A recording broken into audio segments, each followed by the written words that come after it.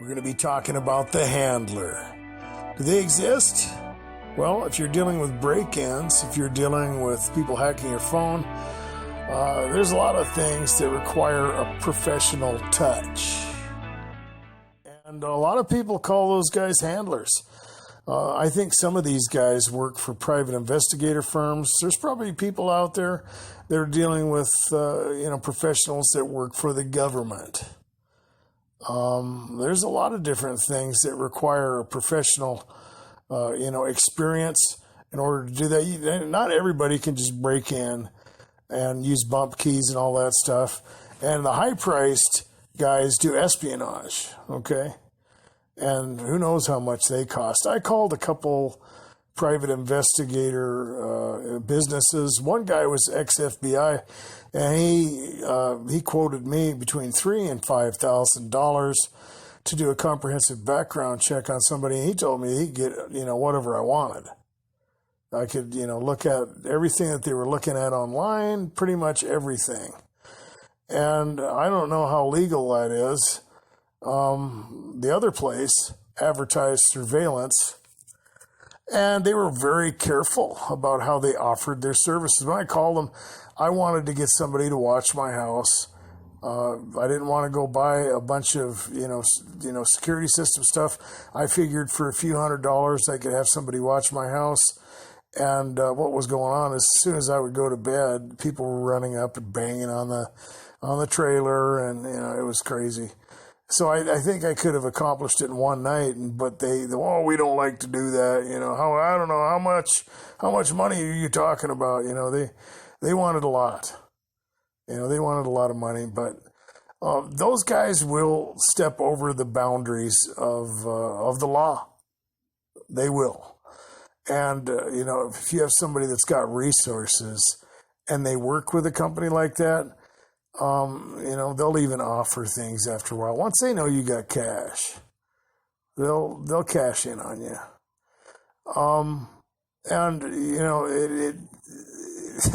You can't just have, people breaking into your house or hacking into your phone that are just regular Joes. Okay, this stuff, depending on what you're dealing with, can take, a lot of experience. And I think that, just the fact that these people, a lot of them that work at the private investigator firms and that do this type of surveillance work or whatever, are kind of loners. Not all of them, but I think, some of them. I've met a couple, people that had that license to do it, and they were, odd people. And they didn't have a lot of friends. They had a hard time holding a job, being employed, working with other people and stuff like that. So it was an option for them, And it makes them kind of dangerous because, regular people on holidays or whatever, they're around family. They're busy. Not these guys. These guys don't have that, and they'll harass you on Christmas. They don't have anything going on the weekends. When everybody else is out socializing, they're not into that really, because that's just the way they are.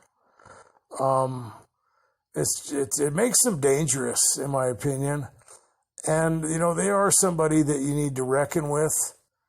They're also, critiqued in a way psychologically. They're probably oppressed.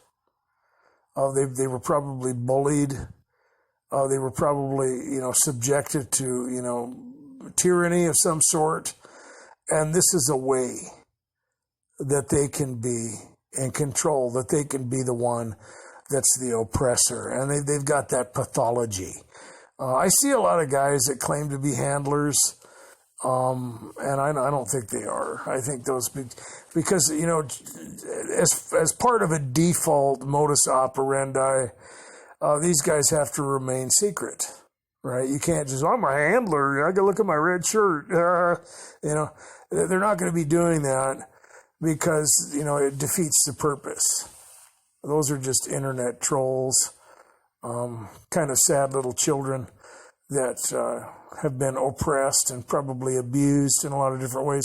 When I see those guys, I kind of feel bad for them, because I mean, they're telling people that, oh, you're crazy, you need to get your head checked and all that. Well, if they really believed that, you think that they would have some empathy, and they don't.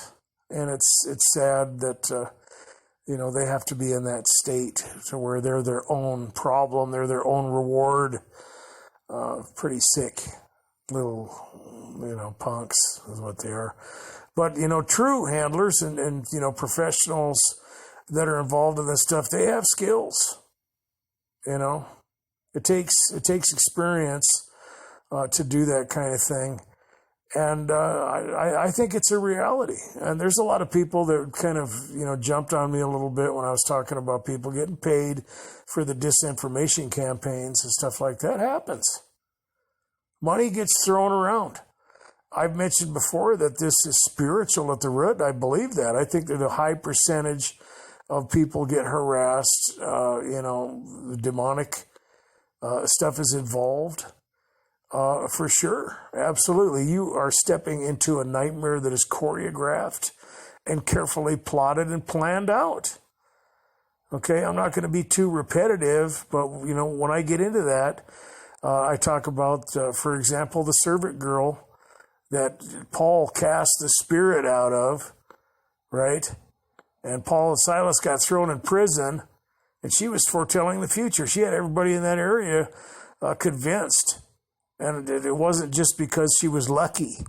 Okay, she was influenced by the demonic realm. These guys, they know their plans. They know what they're going to do. They can do that. And you remember when Christ was tempted, he was taken up to the high place by the devil. He was tempted by the devil, and the devil showed him all the kingdoms of the earth in a moment of time and their glory. How does that work? We don't know. Was it all the kingdoms at that time? Well, still, that's pretty freaky. Or was it something else? When you're dealing with the spiritual dimension, you're dealing with a lot of things that we just don't know about. We would look at it like magic. Some of you guys would call it technology that hasn't been revealed. I think that's a good way to look at it. But you're dealing with things that are mysterious and are heavily organized. And I think a lot of times there's crews of these people, especially when it comes down to, getting around security systems, breaking into, residents, stuff like that. They've got lookouts, they've got, teams to accomplish that effectively. And when it comes to convincing people, maybe it's your workplace or in your neighborhood, of some type of, rumor, if they're going to try and use that disinformation tactic, a lot of times they'll masquerade. They'll dress up professionally. They might claim to be working for the government or the FBI or the police. And some of these guys are police or FBI or government, and they're just freelance. But they can be very convincing. And even though people usually do it for the money, I've seen stuff like that. I'm not going to go into it, but I've seen it literally firsthand.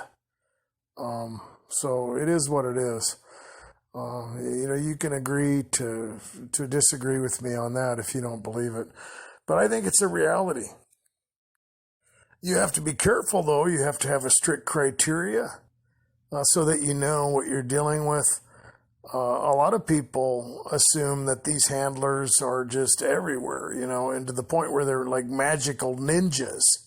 That's when you're dealing with the spirit realm, when things are happening out of your geographical area and you don't even know where you're going or whatever, and it just, seems like you're stepping into something that's already kind of plotted out. I was listening to Zeph Daniels, and he was talking about, where he would almost assume that, the place that he would go to, maybe a hotel or something, was almost pre-wired and ready for him when he got there. I think you're stepping in to the spiritual dimension of things when stuff like that happens. And it does. I'm not going to go into too much detail, but if they can foretell the future, they can plan things out. So you got to know the difference. There is that effect, that phenomena. And you can't, put it into, a place where you think that these people are superhuman or something like that. They're just people. They're puppets. And, everything else, well, that's something altogether different. So, guys, I just wanted to touch on this. I think it's something that needs to be dealt with. It is for those guys that come in and act like trolls. I'd just like to say one more time that, the poor, freaks. Anyway, wow. I mean, if they could be doing anything with their time, guys, really?